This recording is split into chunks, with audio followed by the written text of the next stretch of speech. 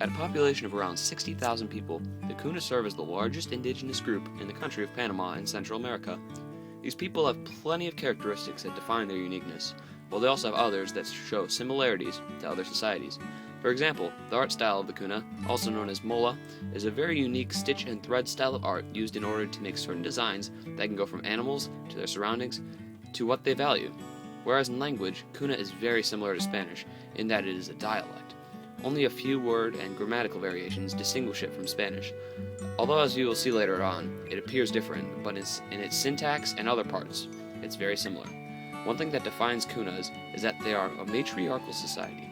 Although land is passed down bilaterally, which means through both sides of the family, women are responsible for funding the family and selling the crops that their husbands and male children harvest and the game that they hunt. In terms of the natural resources, a huge source of trade for the Cuna are coconuts and coffee beans. Cuna earn funds to become a slightly larger society through the trade of these products with Colombians, and as you can tell from the tropical harvest of the Cuna, one can conclude that they are very close to the equator.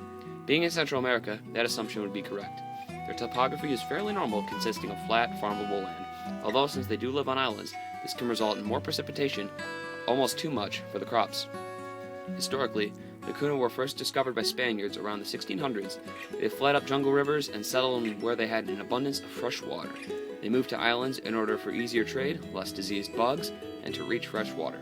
When Panama first became a nation in 1903, the government tried to eliminate the Cuna culture because they wanted a common culture throughout the entire nation. With the backing of the United States, the Cunas fought against, revolted, and won. They now live on the San Blas archipelago, shown.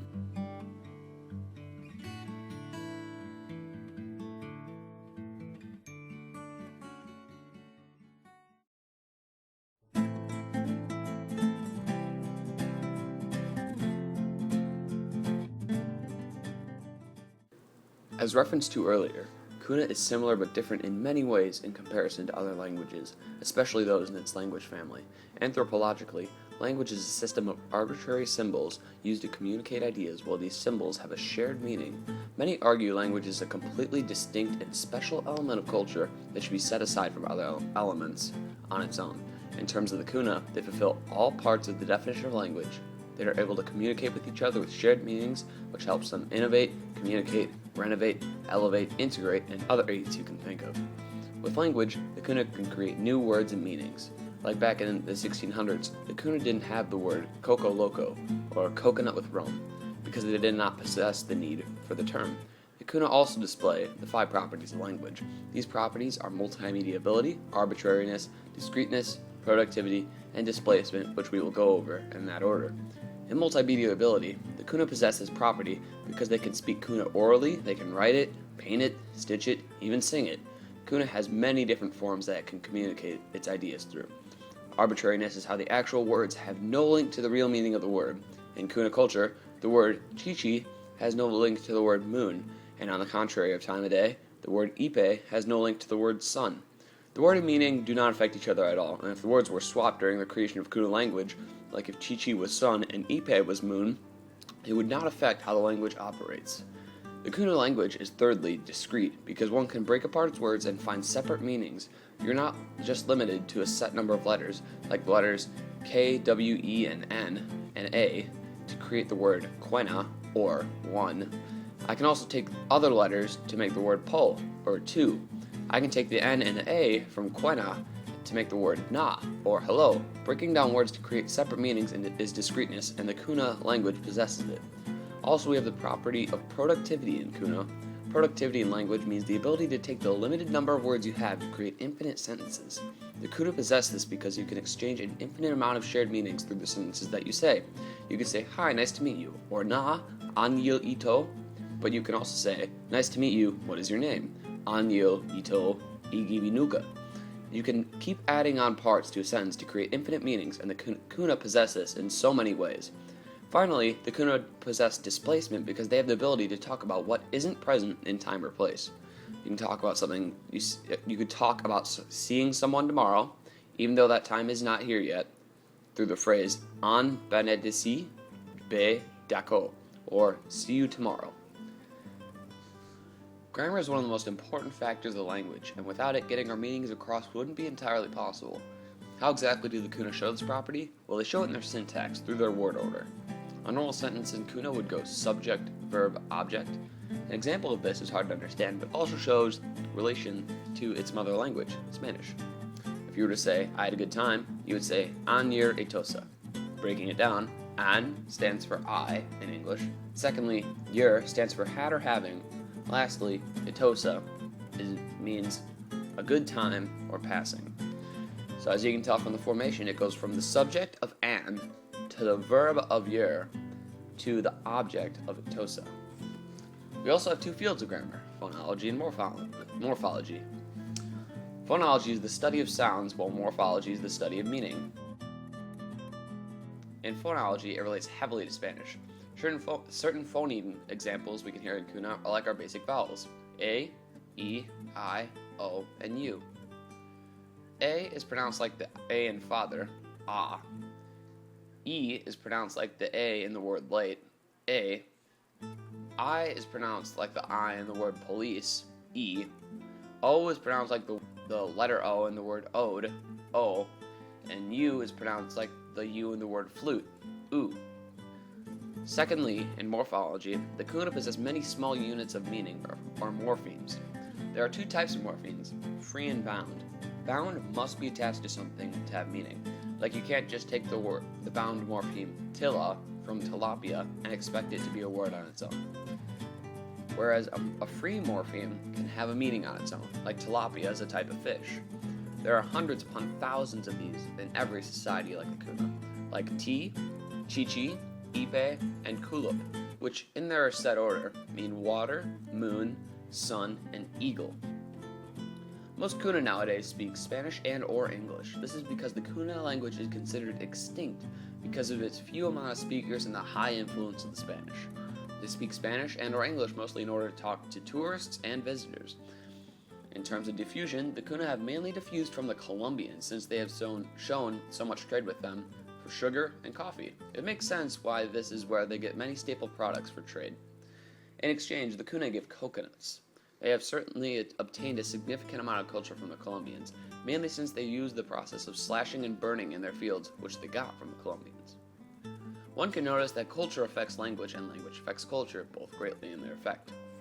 The first theory of culture affecting language is the fact that we have complex societies. These societies are expanding, industrializing, and innovating at an alarming rate that gives us a need for a bigger lexicon. Complex societies that are expanding and have a need for new terms have more jargon. Jargon is specialized vocabulary. If a society is more complex, they'll have a bigger lexicon and more jargon. An example of this would specifically be how nowadays the Cuna have a term for the word coco loco or coconut with rum mentioned earlier. The Cuna did not have a term for this back in the 1600s when they evaded the invasion of the Spanish by going down jungle rivers and inhabiting the San Blas Islands. Next, we have culture affecting language in the way that we have semantic domains. A semantic domain is a certain list of categorized words. If you value something in your society, you're likely to have a bigger semantic domain about it. Just like we value dogs, we have dozens of words to describe them: pooch, hound, chihuahua, labrador, etc. In terms of the Cuna, they value nature and hunting, so they will have many words to describe the sun, the moon, fish, bears, whatever they see outdoors. This is because what they value, and this is what they value, and this is what is important to the Cuna as a culture. In terms of sociolinguistics in the Cuna, they have typically been a matriarchal society, so formally addressing women is key. It could be taboo if not. Property is usually passed down through the female line. Men have labor obligations for the women, like retrieving coconuts and such. So in general, speaking to women formally is key in a matriarchal society such as the Cuna.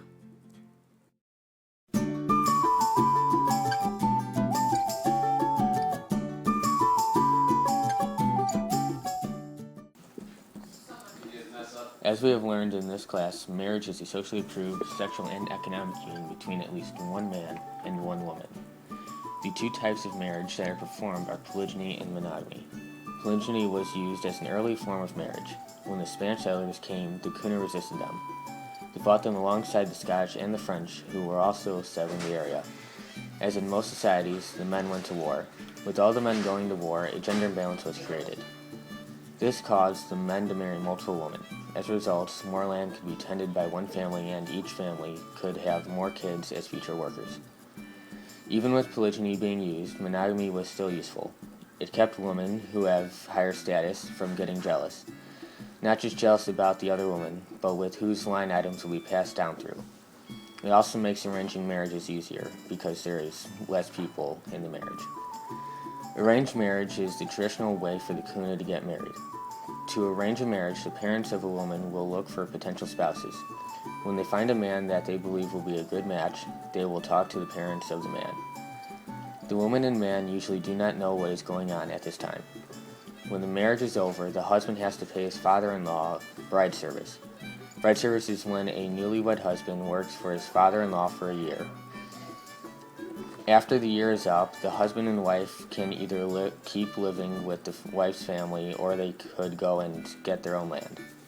As in all societies, promiscuity is maladaptive. Arranged marriage can be used as a way to deter promiscuity.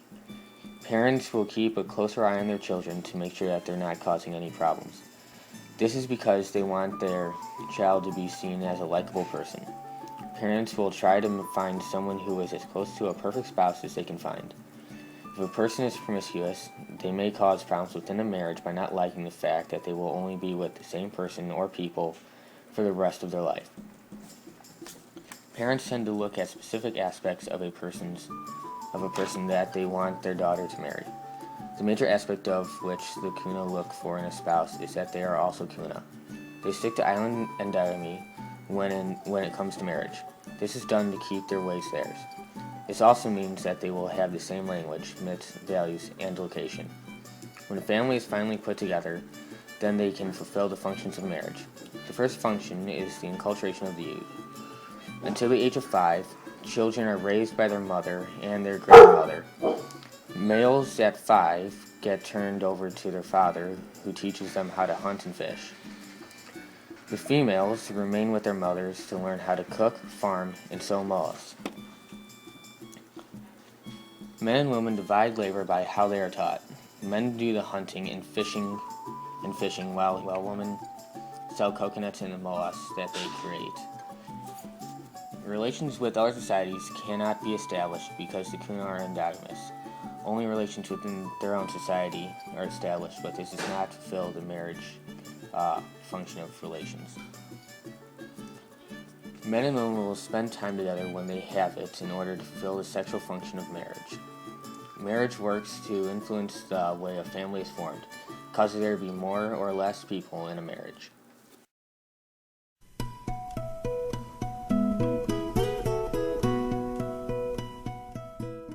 One thing that makes Cunas unique from most cultures in the world is the fact that it is predominantly matriarchal. Women are the main providers for the family as they raise funds through the selling of the harvest that their husbands and male children get and the game that they hunt. Family within the Cuna is mostly extended. This is because they need the work around the house because of incompatible activity requirements. Women sell while men harvest. Also in Cuna households, it is not irregular for someone from the village, an observer, or anyone else to just live with the family for a few days, to weeks, to months, to even years. This can be for aid in labor or for just observing the household and what they do. It's not considered weird. It's actually pretty normal. The labor they can do can be anything from picking coconuts and coffee beans to basic household chores, to delivering items to other households. There are nuclear families, but these tend to be for the wealthy, which there aren't as many of. This goes to show how poor the Cuna society truly is. As stated earlier, how the Cuna language is slowly diminishing. This may link to it because of the ability they have to defend themselves. After marriage, a man is expected to live in his mother-in-law's household, resulting in a matrilocal residence pattern. Since they are matriarchal, it would make sense why they are matrilocal. They do this so they can work in the fields and provide for the women to raise funds with their product. The Cuna possess a bilateral kinship, so women are not all-powerful in this culture, just for the most part. Also, that kindred is mostly consanguineal ties, but they can also rely on those with affinal ties. The Cuna fulfill all functions of family. They satisfy divisional labor between family members through men harvesting and hunting and women raising funds for the family. Secondly, they satisfy the establishment of relations through descent, through their inheritance of land bilaterally, and through how they form their kindred, which is mostly through consanguineal ties. And acculturation is mostly done through the husband of the family. He teaches his children how to work in the field once they become 5 years old, and he teaches them what it's like to harvest and hunt. Lastly, they fulfill the sexual reproduction function and rights over children, because for one, they marry to reproduce and for love, but for rights over children, children will stay with the mother because she retains rights over children in the case of a divorce. Extended families are extremely important for Cuna culture to operate, and natural locality helps establish who holds most power in society.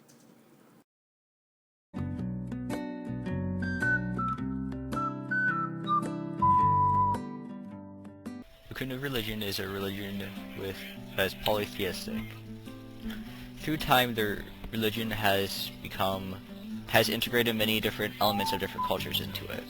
But the Cuna beliefs have in of themselves separate beliefs and are practiced as such by the people.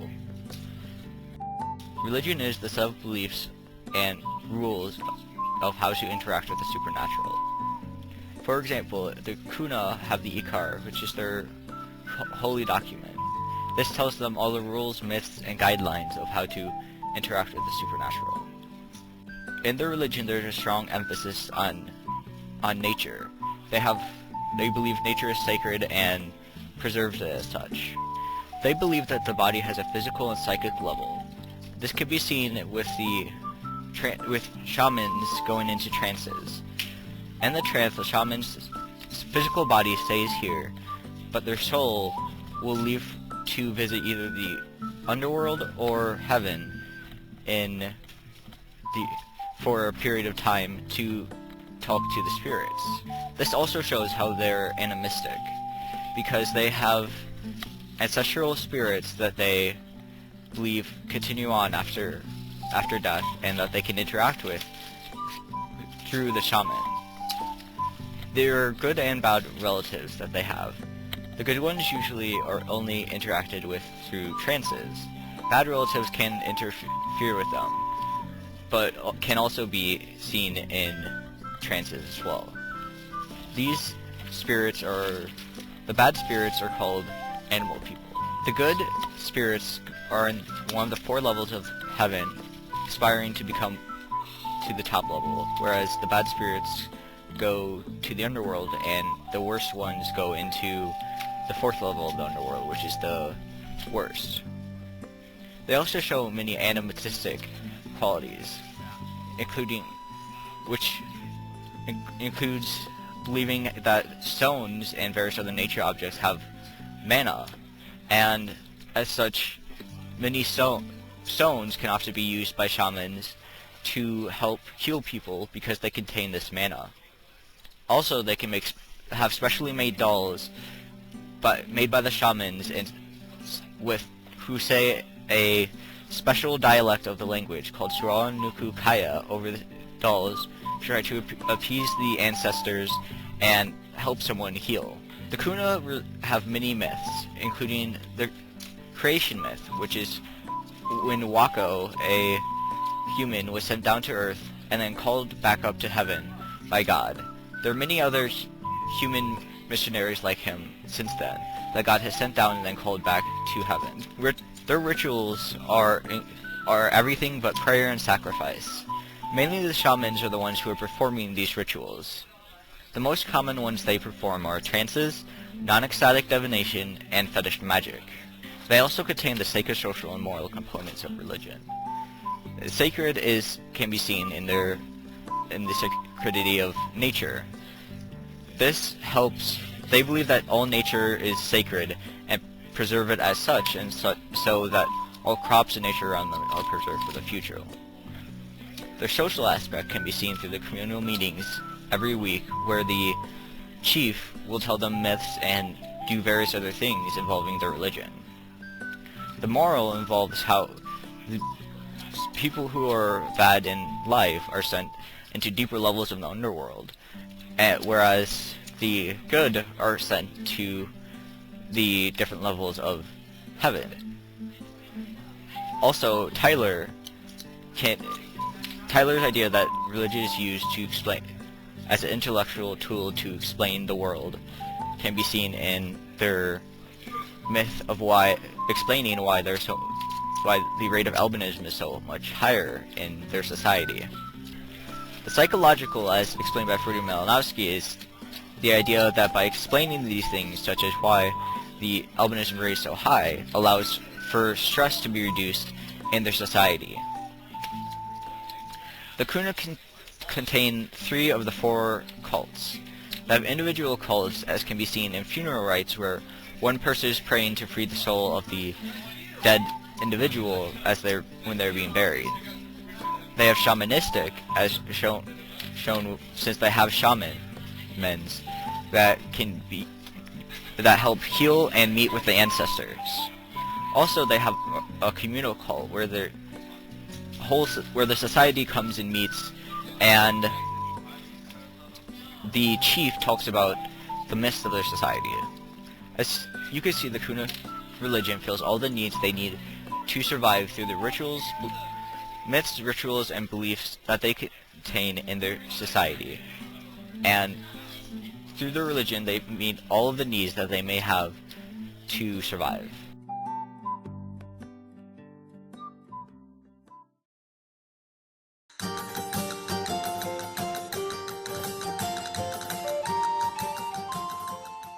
Art is play with form that produces an aesthetically successful transformation or representation. The art that the Cuna creates shows all of the components of art. These components are shown in the forms of textiles, carvings, dance, music, and folklore. Cuna art shows play by not being necessary for survival. It is creative and is subject to the artist's imagination, and there is some variety in what is created, but a lot of variety in what colors are used. The mollusks are created using patterns that involve many colors. The patterns themselves can be whatever the artist wants. Carvings can also be of whatever people want.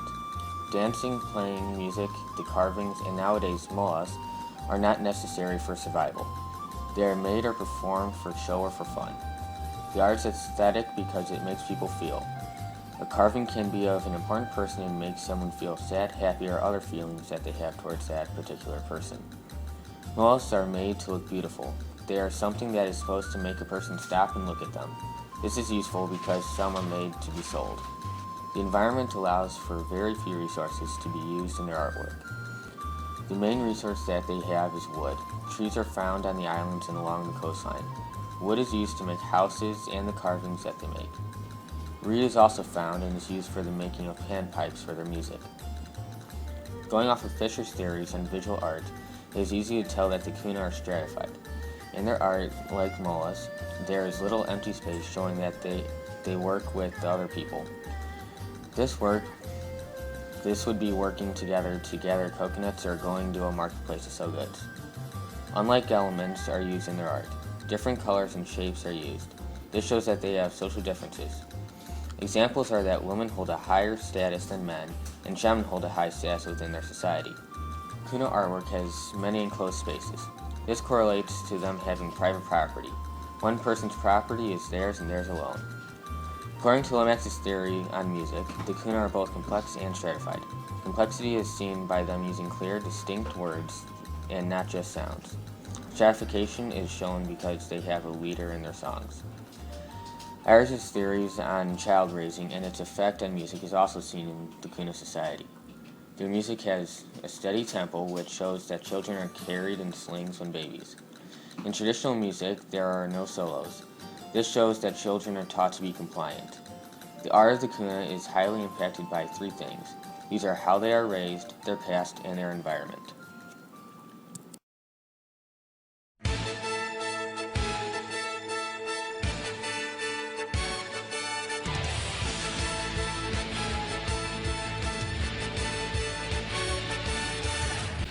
So as we've investigated this culture, we as a class can conclude many things.